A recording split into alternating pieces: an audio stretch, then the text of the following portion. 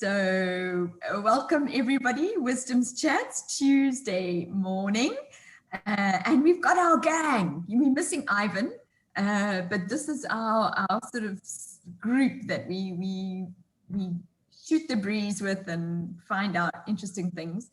And today is about what can I do? So what I can do is, and Jasper, you disappeared at the end of yesterday, so you actually inspired this, because we realized that when we were talking about blockages and limitations yesterday, we were actually referring to solving problems.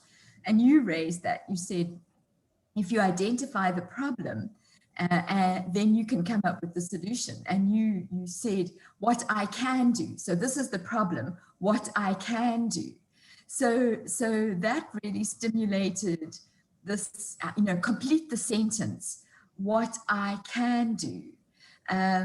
So yes, but I'm going to, having not realizing that you inspired it, I'm going to jump on you first thing in the morning and just say, okay, so maybe complete the sentence, but also maybe fill out a little bit more about what you were saying yesterday, if you can remember what you said yesterday. Yes, morning. Yeah, sometimes I know that the discussion was lively, and unfortunately, I start planning meetings from 8:30 onwards. So sometimes I just have to disappear. But no, I think I like the direction that the discussions went this last couple of sessions or days. But so when it came to blocks and limitations, I'm sometimes just prompted by a thought. So, and I think Ed and other people led the topic, but I was then led by the thing to say the real block or limitation, well, the block for me then would be my impatience to not work systematically through a problem. Because whatever you see as the block is often in its essence relating back to your impatience, and you want it done immediately. But if one can almost just sit back and then try and find out what is actually stopping me, and that's what I mean by defining the problem. And defining the problem could be, and I used the example I think yesterday of maybe I'm struggling, I need to learn a new language, or I don't have enough time in my schedule, but I want to be part of this project, but I don't have time right now. So language, I said, well, if it will open up more resources, more opportunities to me, and the opportunity that come to me, let's say, comes from the DRC, which means it's French speaking. Well, who do I know from the DRC or French speaking? It doesn't even have to be from the DRC, but as long as they're French speaking, that we can just put people at ease and we can communicate in a language where we're then fluent in English and French. So I said I can have two options. In that case, once I've identified the problem as language, I can embark on learning the language, but it's a long-term process that will only bring a solution down the road. But in the meantime, the quick fix solution is that immediate friendship.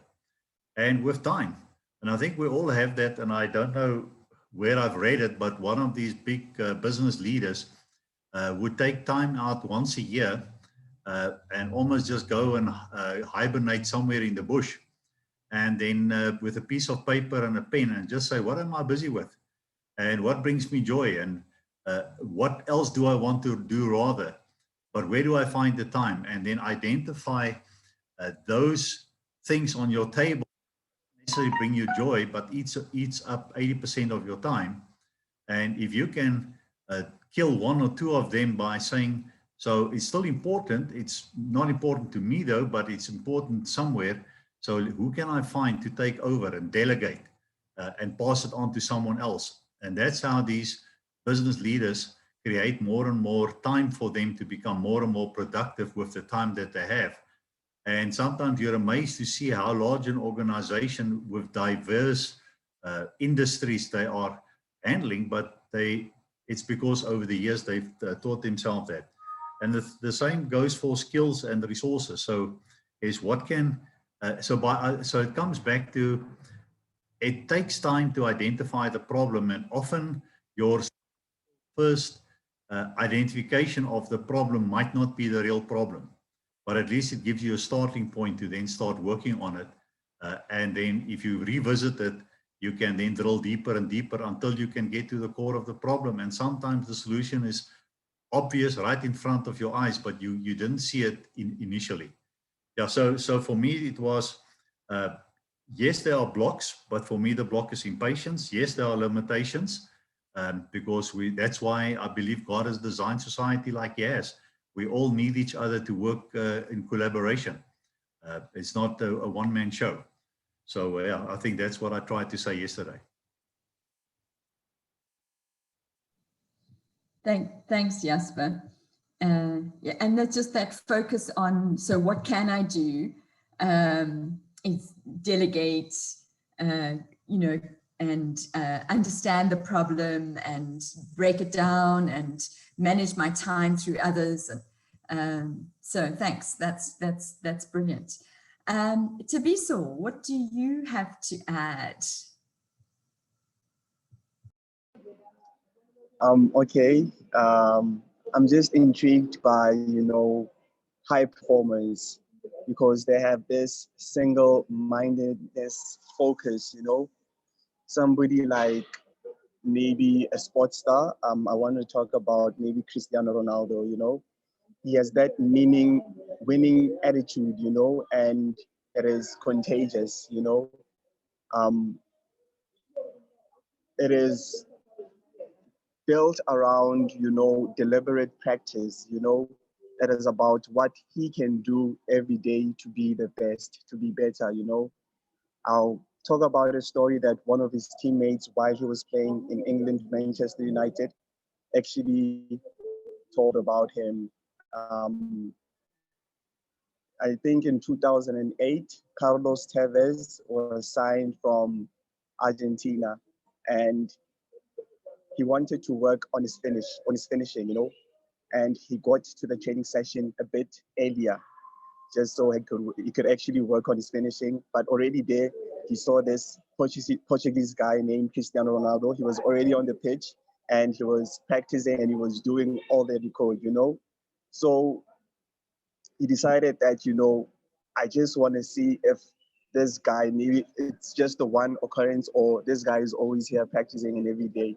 So he did the same thing the next day. He came early to the training pitch, and found Cristiano Ronaldo there, and he was still practicing. He was doing the best that he can, And this time he just wanted to catch out Cristiano Ronaldo, So the next day, maybe on a Thursday, on a Wednesday, maybe, or Thursday, or whenever, he decided to come actually 2 hours before, And what he saw is that he saw Cristiano Ronaldo still there.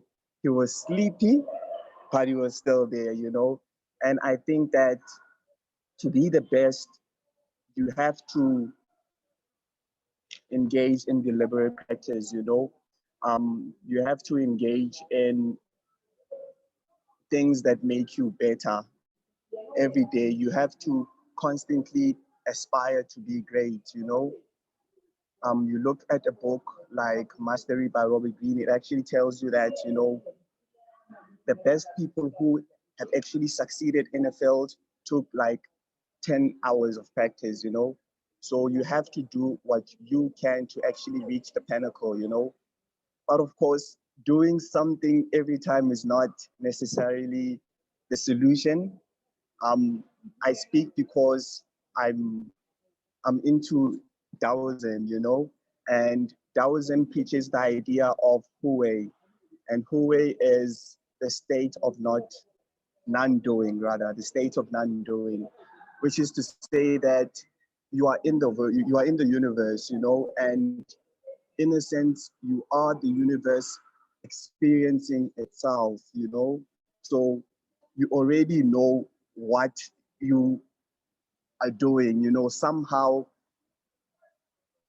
things are already, lined up in the world. So just go about in the world and relax, you know, the state of non-doing. Sometimes not doing is actually doing, you know. Things actually come together, you know, when you stop and actually look around, you know, stop and just look around, things will come together, you know. The key is just to be neutral so that you can have space to maneuver around, you know.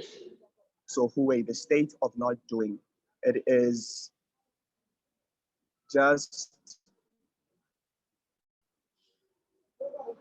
using your intuition. I don't know, you know, just practice enough and just let the world do its thing, you know. It's just like someone like Usain Bolt, for example. He practices, you know, he meditates, he does what he can, you know, but when it's time to compete, he will take a nap, you know. He's not worried about that.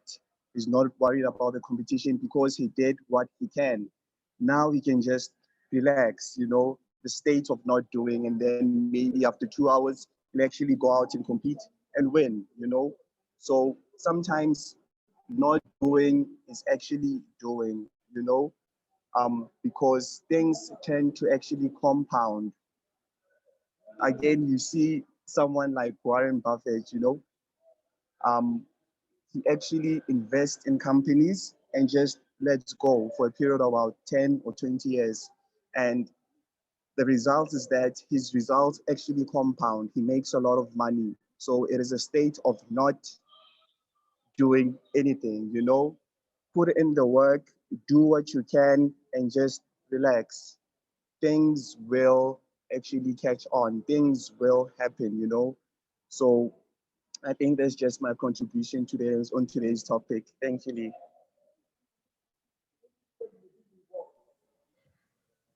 Thank you so much, Philosopher Tabiso. We are so grateful that we go from Christian Ronaldo to Taoist theory to Warren Buffett. I mean, how you can bring those three people into this conversation, absolutely brilliant. So, Edward, the challenge is on. What are you going to share of your wisdom? Yeah, I'm totally confused now about doing by not doing. You know, it's kind of, yeah. But it's interesting, that thing about Ronaldo, because I remember I heard Mo Farah, the double gold medal winner, speak once, and he always used to be like the almost man, and then he shared a house with the Kenyan runners, and he realized they were getting up, going training before he was. And then in the evening, they were watching videos of other people running races when he was actually going out. So he suddenly realized that he needed to work harder if he wanted to achieve and to beat the Kenyans, and that's what he did. So sometimes you've just got to do a lot of stuff. I was going to flip it round and not say what can I do, but what I do.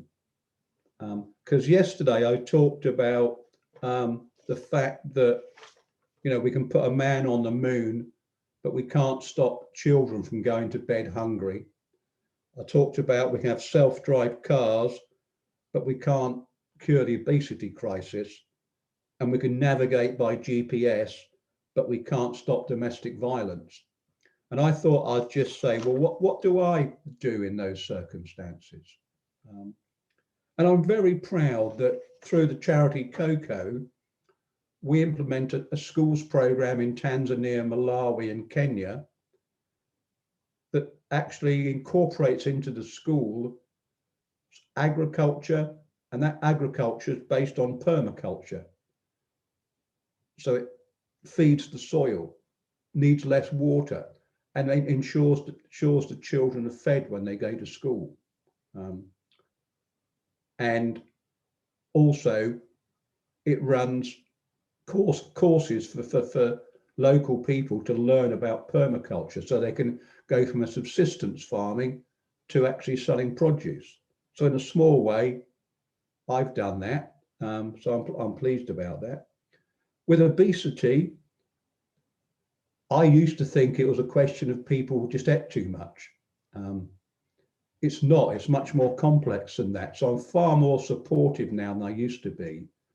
And I always try and encourage people to try out parkrun. And I love it that at parkrun, the average time it takes to complete parkrun has gone up as they've encouraged more and more less active people to get involved. So that's my contribution. And I tweet and I do stuff about actually how eating properly can be quite cheap, because people think eating properly is expensive. And then I thought about domestic violence. And one thing I do in that area is I talk about it. I talk about it sometimes on networking events, and people get very uncomfortable when I talk about it. But I think, well, actually, not as uncomfortable as the people that are suffering it. And it's not just the people, it's children, it's adults, it's communities that suffer from it. So I talk about it. And then the other great thing I have a passion about is the environment. And I thought, well, a really good example, when you interviewed me, Lee, and you asked me the question, what can people do? I said, talk about it. Tell people you care. And interestingly enough, I said that once on a networking event, that I care about the environment, all that sort of stuff. And someone got in touch with me afterwards and said, how can I be more of an activist? And we had a one-to-one, we talked about what he could do. And I said, I'll put a note in my diary for a month's time to give you a kick up the arse to make sure you've done it. And it was lovely to see that he's now on LinkedIn, on his blog, talking about how businesses can get more involved in environmental activism. So I've deleted that note in my diary to say, I don't need to kick him up the backside. And I think that's what we can do. We can talk about stuff. And if we talk about stuff, other people see that it's important. Other people see that they can do things. And I think it's through discussions, through conversations, through sharing our passion for stuff that we can do more. And if anyone's got any more ideas of what I can do, then I'm really happy to hear them. So that's me. It's a two-way process. So if you think I can do more, particularly around those four things,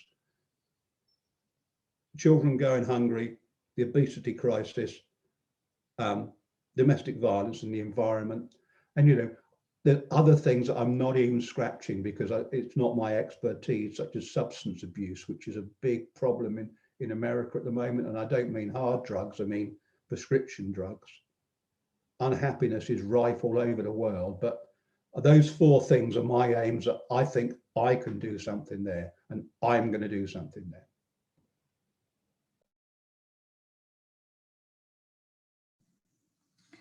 Adrian, I'm so grateful that you're saving the world. It just is, it really takes a burden off my shoulders. Somebody's doing it. And don't forget to delete your spam folder. Oh, believe me, it constantly bugs me. So, Trevor, what I can do, ... I was almost about to tell Edward what he can go and do, but Ed, perhaps you just put your 4 wish lists in the chat facility and I'll work on trying to keep you busy. But in all seriousness, put them down there in the chat facility.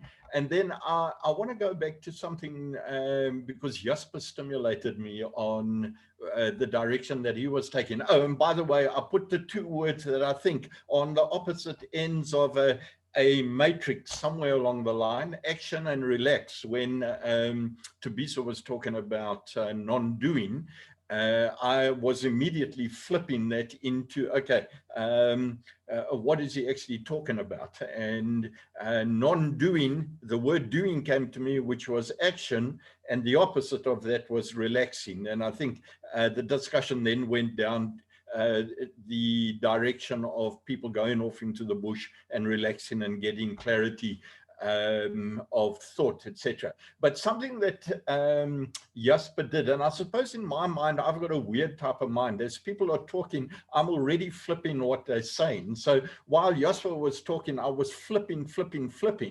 And I believe, you know, where Jasper was turning around and saying, hey, take time, sort out the problem, work it out, just make, you know what? That did not work for me when my daughter called me in over the weekend to clear her sewage pipes out.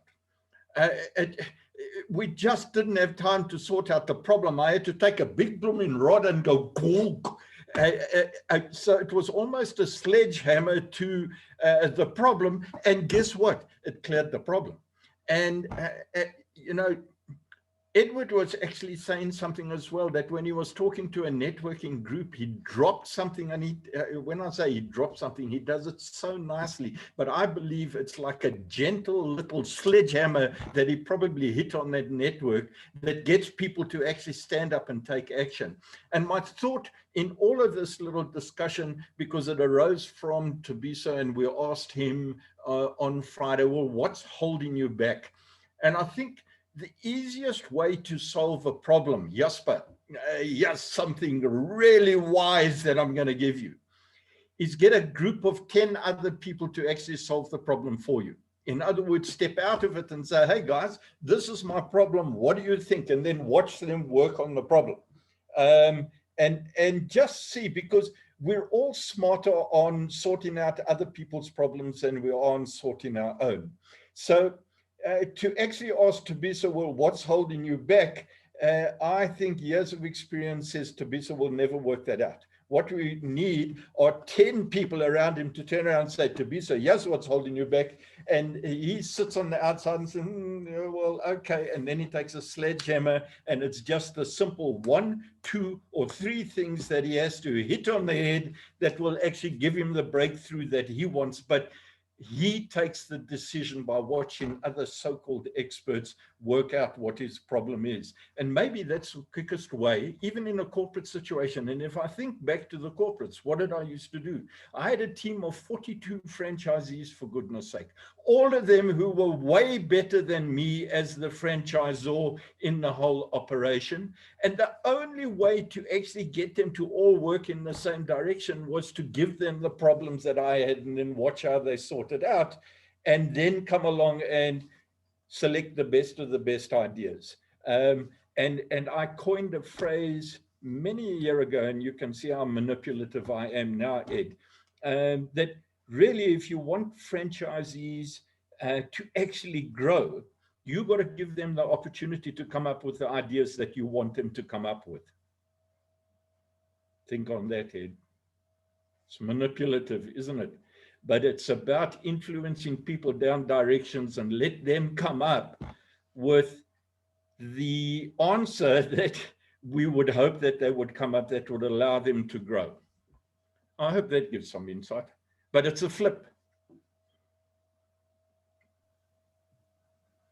And I never thought I would hear Trevor and sledgehammer in the same sentence. I mean, they just don't seem to go together, right? I'm just so gentle. Yeah, I agree with you. That's the beauty of Wisdom's Chats, isn't it? Is that you actually have this incredible, it's such a small group, but this incredible diverse thinking. And so when I was thinking about what can I do, I was thinking of it personally, and I think what again maybe not so along the lines of Edward solving the world's problems, but what do I do when faced with a problem? And I think the first thing that is helpful for me is to get perspective. And that's stepping back. And maybe Jasper spoke about that, this, going into the bush or whatever. But for me, it isn't so much about withdrawing. It's about a thought process that allows me to, get some distance from what I'm involved in. so that, and I guess one of the questions I ask is, you know, how do other people see this problem? Or, you know, what is good about this problem? So you kind of flip it a bit. And so just sort of examining it from different angles so that you're not so immersed and so wrapped up in it, but you can just see it. And I always think about it as a helicopter view. You know, what is the helicopter view of this problem? And that certainly does is something that I can do, and it does help. It definitely just gives you, it either makes the problem not as serious, or you can see a way around it or through it. So those are things that perspective gives me. When working with other people, and I'm listening to the problems that they experience, and I'm working with quite a few SMMEs at the moment. So Tabiso would be one of them, and there's several others. What I can do is I am able to give digestible information, or information in the right way, in the right, in a manageable way that feels like, in my circumstance, I'm being informed with the tools, resources, the thinking, the knowledge that I can see a way through, or there's at least 1, 2, 3 steps that I can see ahead for myself. So that's a role that I believe that I can do. And it's certainly something that I do for problems that I face as well. I look for knowledge. I need to know. So whatever the issue is, I research it. I understand, try to understand it, and get to know as much as I can about it. And then the last thing is inspiration. Is we need to be people. You know, Edward, did you speak about unhappiness? People are unhappy. And when you're in that state, it's low energy and very difficult to pull yourself up and to, you know, even what seems logical or seems as if this is the way forward, and you know it is.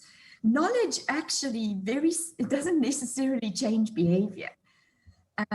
So how do we inspire? How do we help people lift their spirits enough that feels like, I can do this?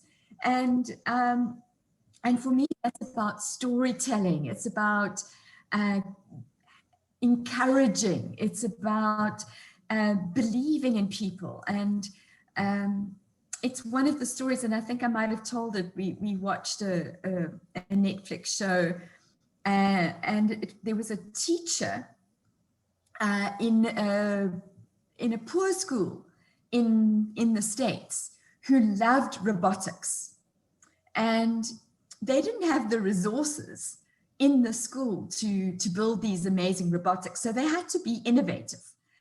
But he then put one of his teams in a national competition.